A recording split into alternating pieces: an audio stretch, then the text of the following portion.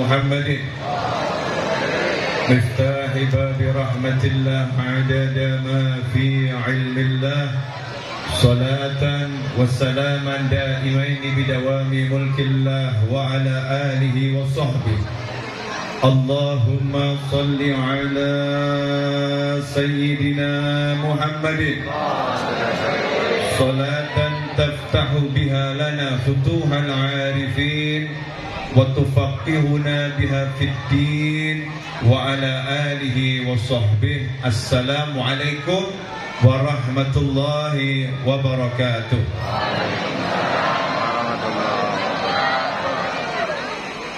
Alhamdulillah, di malam hari ini rangkaian demi rangkaian majelis ilmu dan zikir Majelis Hall berlangsung.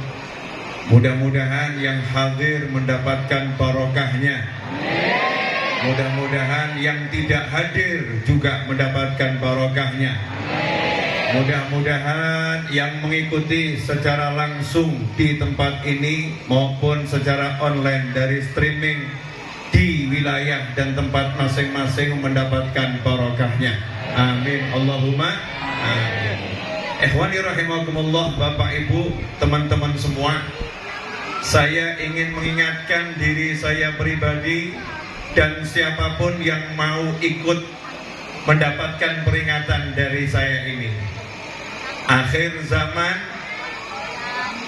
kita ini seringkali ngomongkan hal-hal yang gak manfaat, seringkali mendengarkan hal-hal yang tidak bermanfaat, dan cukup dikasih pelajaran sama Allah Ta'ala dengan penyakit yang beredar kurang lebih hampir 2 tahun di seluruh dunia, yang namanya Corona.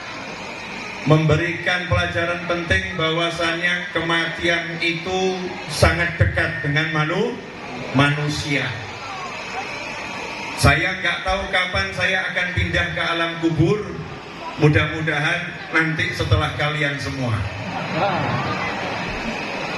Dan kalian juga nggak ngerti kapan akan pindah ke alam kubur. Mudah-mudahan nanti sebelum saya. Tapi antum ataupun saya, insya Allah semuanya panjang panjang umur, sehat wal afiah, fi taatillah. Amin Allahumma amin. Walaupun panjang umur, tetap harus mati. Kullu nafsin dha'iqatul maut. Semua yang bernyawa itu pasti merasakan yang namanya kematian. Masalahnya setelah mati itu pilihannya ada 2 dan tidak bisa dipilih di sana. Milihnya di sini dengan izin Allah Subhanahu wa Ta'ala. Masuk alam kubur dipenuhi nikmat, mudah-mudahan kita dapatkan itu, amin. Atau masuk alam kubur penuh dengan siksa, naudzubillah min. Beliau al-maghfurlah rahimahullah yang kita hauli, ya insyaallah alam kuburnya penuh nikmat karena diingat dengan taat, dengan zikir, dengan doa, dengan ta'allum wa ta'lim, dengan amal khair, dengan hal-hal yang baik. Ya insyaallah ini menjadi ziyadah tambahan untuk kebaikan beliau di alam barzakh sana. Haqqin haqqul yakin, pasti jadi tambah kebaikan. Ya masalahnya ini buat kita. Nah kita nanti kalau meninggal ini dikubur bahagia atau tidak? Tanda tanya. Maka kalau kita pengen di alam kubur bahagia, nomor 1 yang harus dan harus tidak ada tawar-menawar. Sholatnya harus bagus. Sholatnya harus bagus. Kalau sholatnya tidak bagus atau na'udzubillah min dzalik, meninggal dunia belum sholat, maka bisa dipastikan menurut ilmu syariat, tentunya semua ya atas izin Allah Subhanahu wa Ta'ala, Menurut ilmu syariat, siapa yang sholatnya jelek, maka di alam kubur dia juga akan jelek. Di alam barzakh dia juga akan jelek. Sementara kita sekarang ini sibuk memperbaiki yang namanya fisik, apalagi ibu-ibu. Ya, namanya ibu-ibu dituntut bapak-bapak. Kalau ibu-ibunya nggak cantik, bapak-bapaknya cari yang cantik. Ibu-ibunya nggak menarik, bapak-bapaknya cari yang menarik. Akhirnya ibu-ibu hidupnya sibuk mempercantik diri. Itu yang namanya lipstick di rumah lengkap, itu Magiku Hibiniu lengkap. Biar apa? Biar menarik di hadapan suami. Tapi kadang kebablasan, naudzubillah min dzalik, juga biar menarik di hadapan suami orang lain. Naudzubillah min dzalik. Belum lagi nanti bagaimana ibu-ibu diet biar kurus, biar suaminya senang. Karena kalau gemuk suaminya nggak senang, katanya begitu alasan ibu-ibu.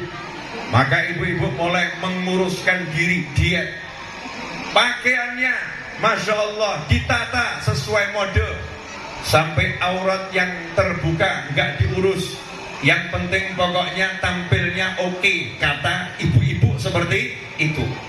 Saya nggak akan bahas penampilan ibu-ibu, dan saya juga nggak akan bahas penampilan bapak-bapak. Pertanyaan saya, kita ini nanya enggak, nanti kalau masuk kuburan tetap cantik enggak?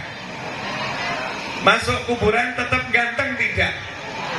Orang-orang yang hafal Al-Quran, orang-orang yang soleh, orang-orang yang solehah, maka di kuburan tambah ganteng. Makanya nggak ada judulnya jenazah orang soleh dijauhi. Jenazah orang soleh dan solehah selalu dicari. Masih hidup dicari, begitu meninggal dunia semua pengen lihat jenazahnya, semua pengen mencium keningnya, semua pengen memandu jenazahnya, semua pengen masuk ke liang lahat memakamkannya. Setelah dimakamkan, semua pengen datang menziarahinya. Betul atau betul? Tapi kalau orang itu gak soleh atau salah atau kurang soleh, banyak salah, yang melayat juga berat rasanya. Lihat jenazahnya suruh nemenin satu hari, menyingkir berkali-kali. Begitu dikuburkan, ucapnya alhamdulillah, tugasnya selesai. Ziarah pun enggan, walau hanya setahun sekali. Jangankan orang lain, keluarganya pun berat untuk berangkat menuju makam, menengok makamnya. Kenapa? Karena dirinya banyak salah, kurang soleh. Ikhwani rahimakumullah, biar selamat nih, biar selamat, sholat. Itu wasiatnya Nabi Muhammad SAW. As-sholah, as-sholah, as-sholah. Sekarang saya mau nanya, boleh? Gampang-gampang saja. Saya ini ngomong begini karena saya melihat di zaman ini orang itu kok sibuknya ngurusi yang lain. Sibuknya ngurusi yang lain. Nanya bapak-bapak, kapan terakhir kali bapak nanya sama istri, syarat sahnya sholat hafal tidak?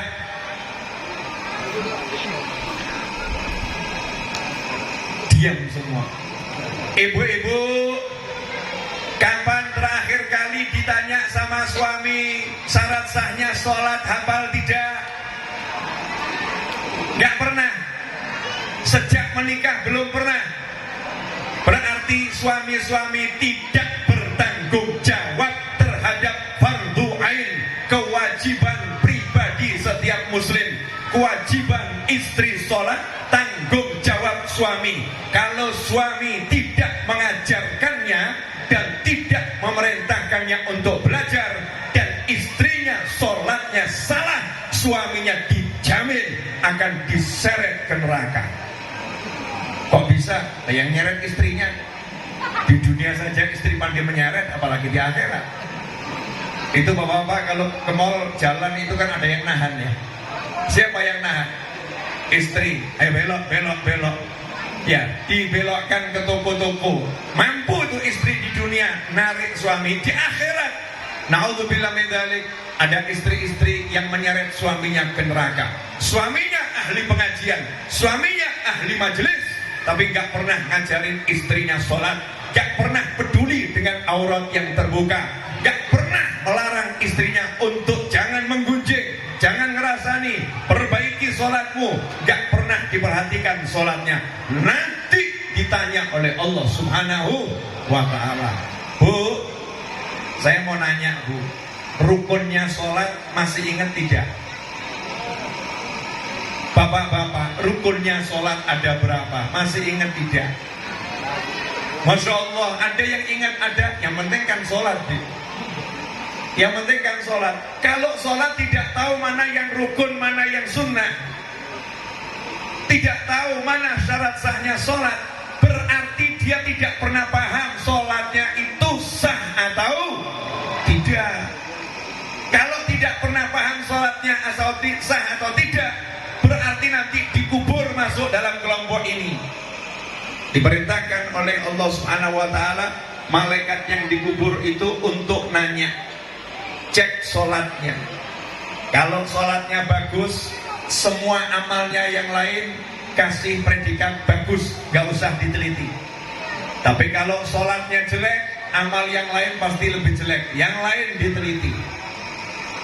Dan jadi kalau gak tahu rukun sholat, gak tahu syarat sahnya sholat, bisa dipastikan sholatnya jelek. Sayyidina Hasan dan Sayyidina Husain radhiyallahu ta'ala anhuma, buah hati Nabi Muhammad SAW, dua cucu Nabi, yang dipikirkan ini bagaimana agar sholatnya umat Nabi benar. Maka ketika melihat ada orang tua yang wudhunya nggak benar, Sayyidina Hasan dan Husain yang masih kecil radhiyallahu ta'ala anhuma berjuang agar orang tua ini wudhunya benar. Maka orang tua ini didatangi, tapi bukan dinasehatin, apalagi dicaci, apalagi dimaki. Na'udzubillah min dzalik. Bukan begitu yang diajarkan Nabi. Sayyidina Hasan dan Husain radhiyallahu ta'ala anhuma, keduanya besar di madrasah Nabi Muhammad SAW. Yang didik langsung Rasulullah, yang ngajarin langsung Rasulullah. Yang didik selanjutnya Fatimah Zahra radhiyallahu anha, Ali bin Abi Thalib radhiyallahu anhu. Keduanya adalah orang-orang tercinta Nabi Muhammad sallallahu alaihi wasallam. Maka Sayyidina Hasan dan Husain menghadap pada kakek tadi dan berkata, wahai kakek, tolong nih orang tua yang wudhunya salah tadi, tolong aku dan kakakku mau lomba wudhu, tolong bapak yang jadi jurinya. Siapa di antara kami pemenangnya? Maka orang tua tadi senang luar biasa karena mau jadi juri untuk lomba wudhu cucu Nabi. Maka Sayyidina Hasan dan Husain wudhu dengan perlahan-lahan, dengan bagus dan seindah mungkin. Selesai keduanya wudhu, keduanya bertanya, siapa di antara kami pemenangnya? Maka sang kakek orang tua tadi berkata, kalian berdua adalah pemenangnya, juaranya.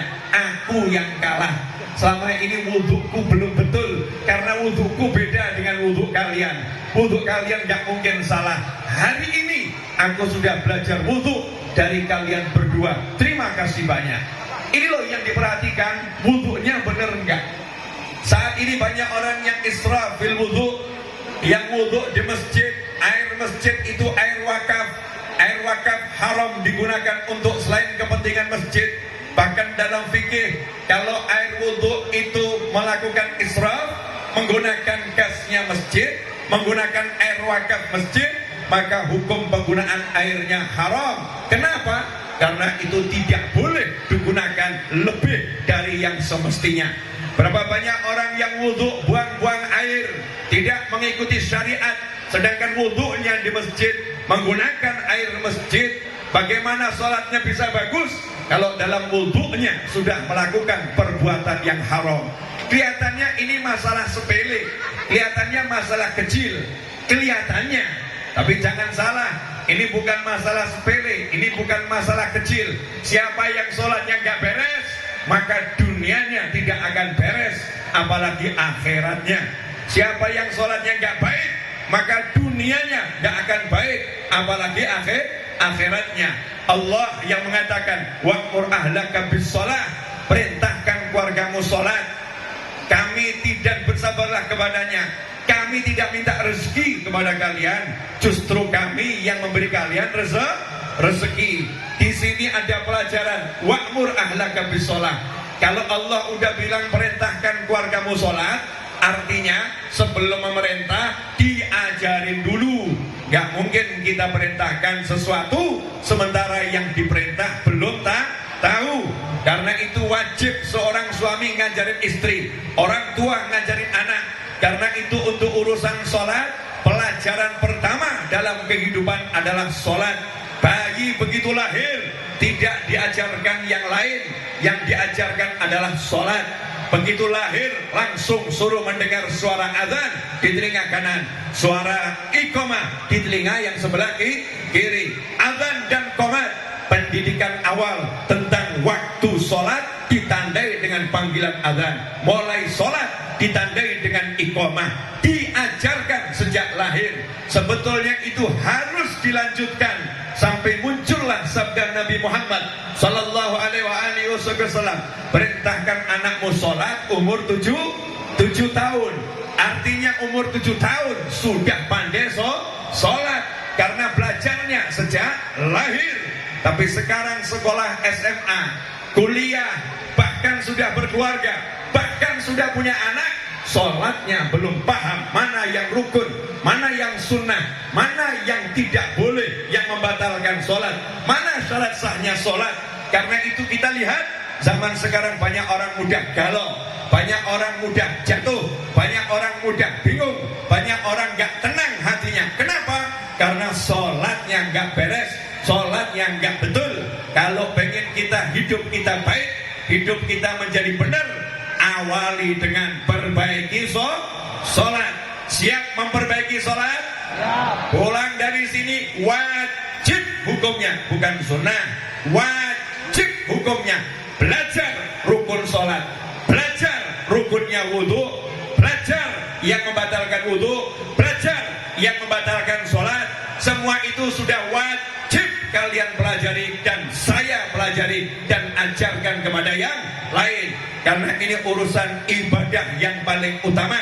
Sebagaimana dikatakan, siapa yang sholatnya baik, semuanya dianggap baik. Coba jujur, amal kita ini selain sholat ada tidak yang baik? Puasa Ramadan, Masya Allah, ibu-ibu suruh berhenti nonton sinetron gak bisa. Betul ya Bu ya? Bahkan itu yang namanya menunggu waktu berbuka, habiskan waktu sambil nonton televisi. Berapa banyak yang haram yang ditonton oleh mata setelah saat akan berbuka. Ibu-ibu dan bapak-bapak kalau duduk sama temannya, bapak-bapak zaman now sama dengan ibu-ibu zaman dahulu. Iya, kalau duduk zaman sekarang ada oknum-oknum yang suka ngomongin orang. Kalau dulu masih mending, mau ngomongin orang cari partner, cari teman duduk. Kalau sekarang mau ngomongin orang nggak perlu teman duduk, langsung lewat grup WhatsApp saudara-saudara. Lewat grup WhatsApp bisa ngomongin orang, gunjing orang lewat grup WhatsApp. Lewat grup-grup yang ada itu, na'udzubillah min dzalik. Puasa kita belum beres, haji kita, Masya Allah, walaupun kita harus husnudzon, semua orang haji diampuni dosanya oleh Allah subhanahu wa ta'ala.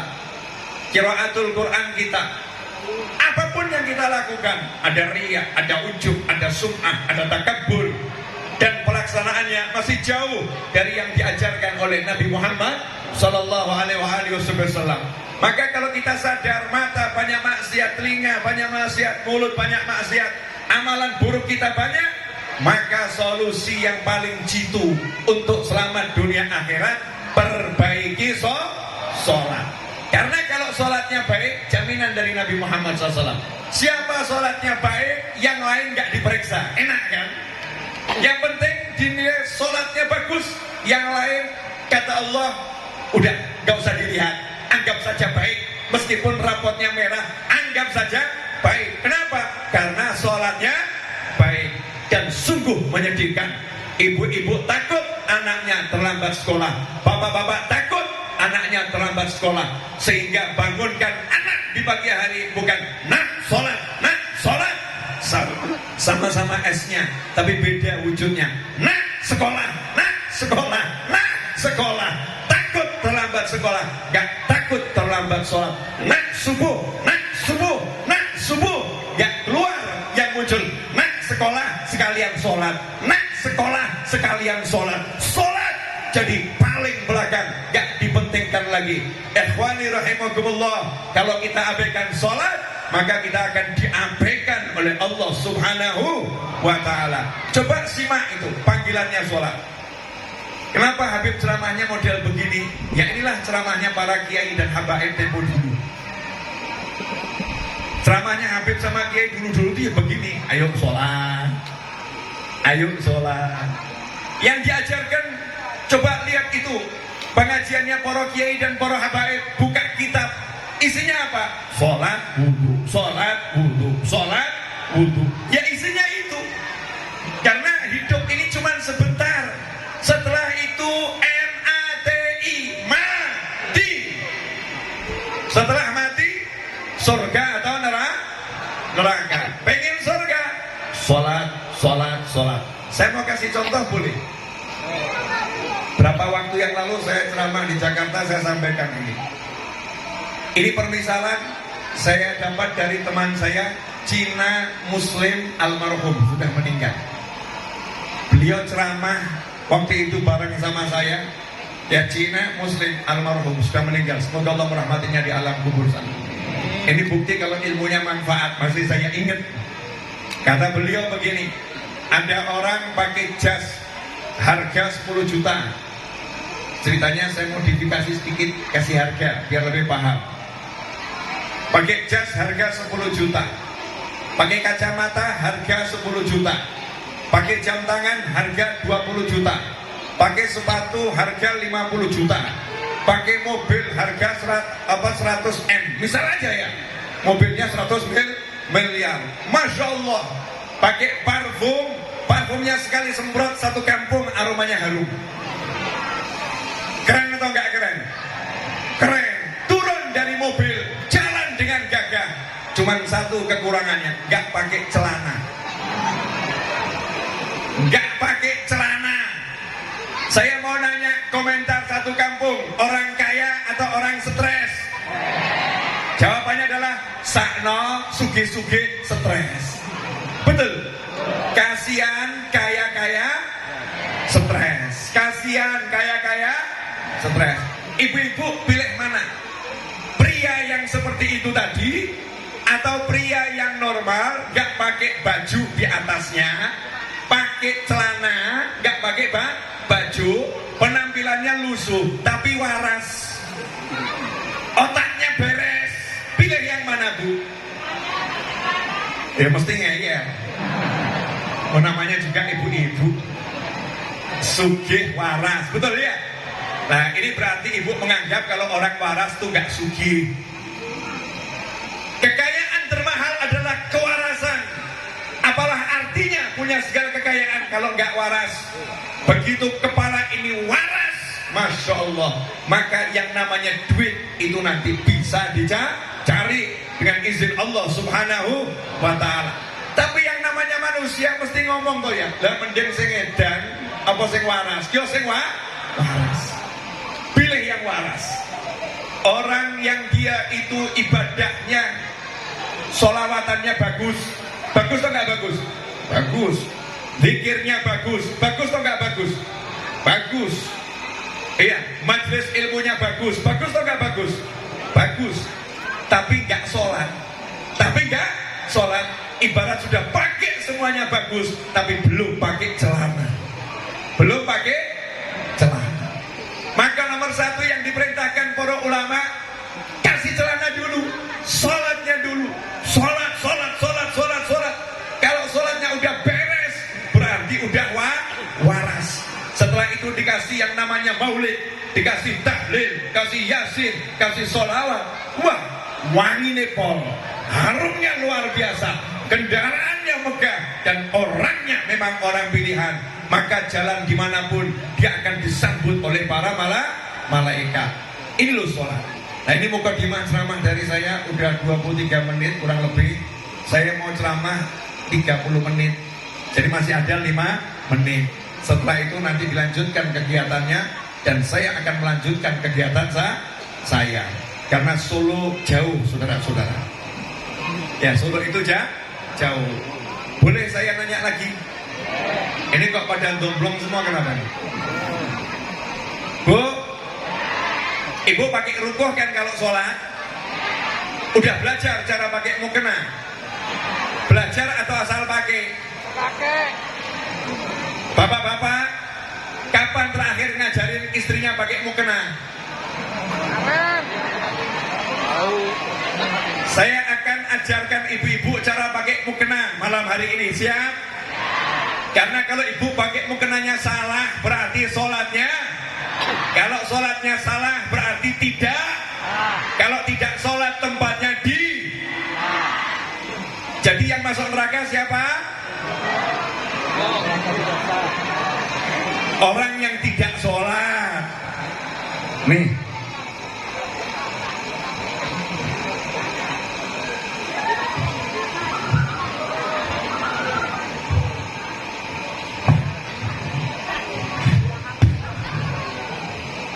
Ini daleman. Kopiah ini daleman ya. Rambut jangan ada yang keluar. Satu helai rambut keluar, sholatnya tidak. Maka perhatikan betul sebelum sholat.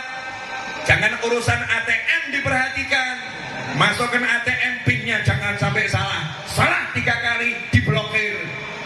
Hati-hati pakai kartu ATM. Giliran sholat, wah kurang lebih. Kalau sholatnya salah, bukan ATM yang diblokir, pintu surga diblokir untuknya. Ngeri atau enggak ngeri? Ngeri. Makanya perhatikan betul, jangan sampai ada rambut yang keluar. Batasan wajah itu yang mana? Orang sholat itu yang boleh kelihatan wajah ini ya, wajah boleh kelihatan. Tapi kalau leher enggak boleh kelihatan. Batasan wajah itu mana? Secara memanjang dari tumbuhnya rambut sampai dagu. Ya. Melebar dari telinga yang lembut ini sampai telinga yang lembut ini. Nih, tulang rahang diikuti. Nih, tulang rahang. Ini namanya wajah. Nah, kalau ibu-ibu pakainya mukenanya seperti ini,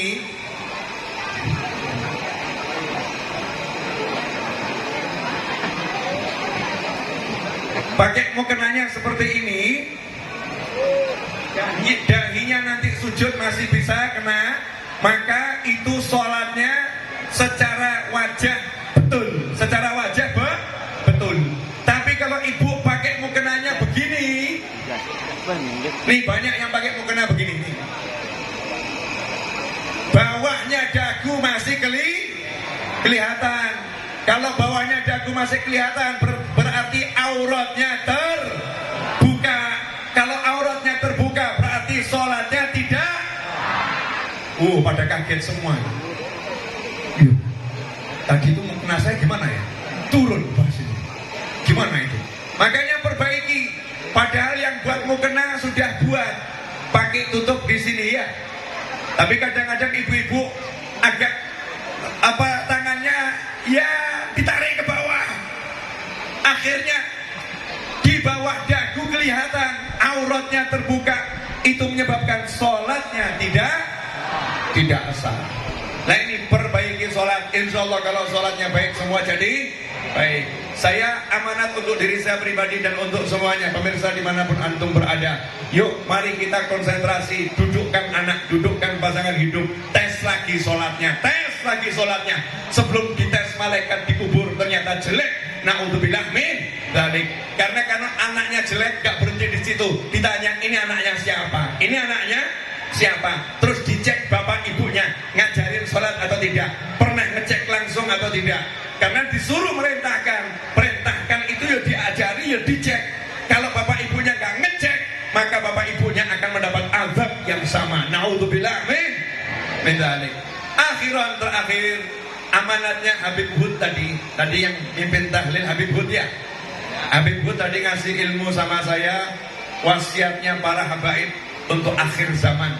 Akhir zaman ini amalkan 3 hal. Amalan tiga hal. Kalau sholat itu udah pasti, ini amalan zikir. Yang pertama, perbanyak istighfar.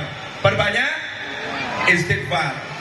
Karena istighfar ini menghapuskan dosa dan mendatangkan rezeki.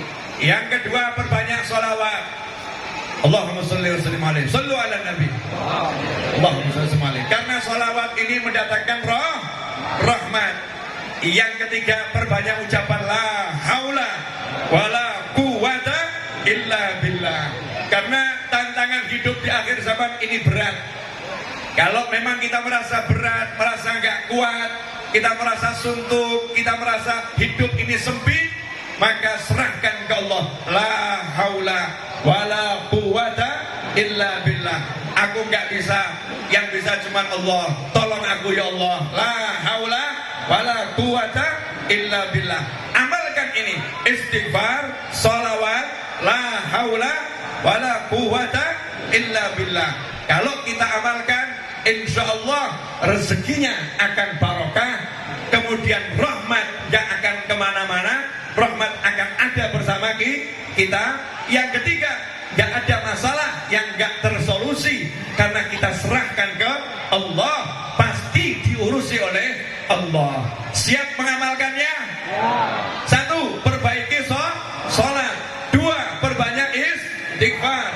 Tiga, perbanyak sholawat. Empat, kalau gak kuat ucapkan la haula wala quwata illa billah. Dulu orang Jawa di Solo dan sekitarnya kalau mau ngangkat barang berat itu ngucapnya wolo-wolo kuwato, wolo-wolo kuwato. Wolo-wolo kuwato itu dari la haula wala quwata illa billah.